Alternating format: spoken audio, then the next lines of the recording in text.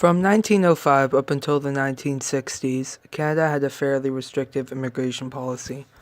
People from Britain and Northern Europeans were preferred as immigrants because it was thought that they would adapt the most easily to the Canadian way of life. There were immigrants from other parts of Europe and the rest of the world, but the government limited their numbers.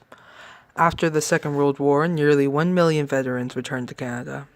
Not all of them came home alone, though, as many Canadian bachelors and even some married men serving overseas in Britain married there. War brides formed just a fraction of the wave of immigrants that arrived in Canada after the Second World War. Millions of displaced refugees were stuck in camps across Europe at the end of the war. They included concentration camp survivors and others whose country was invaded by many other countries, and they didn't quite know what country they belonged to anymore. Canada accepted 165,000 such displaced persons, settling them in communities across the country.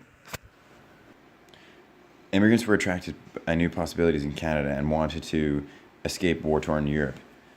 They were unable to practice some of their former trades and professions in Canada, so some of these immigrants had a very hard time.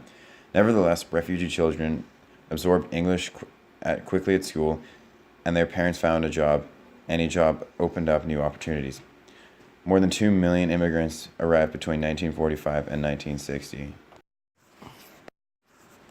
Unlike immigrants before the First World War, who had settled in largely on farm areas in Western Canada, post-Second World War immigrants usually settled in cities in Central and Western Canada, as their cultures were enriched in Canada in many ways.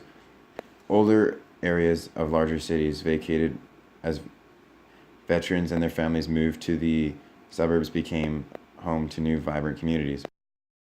In 1956, a violent revolution broke out in Hungary. Federal and provincial governments relaxed entry requirements in order to allow Hungarians wanting to escape communism and immigrated to Canada. More than 37,000 Hungarians came to Canada. Many Czechs and Slovaks came to Canada from Czechoslovakia in 1968 and 1969, and under similar circumstances.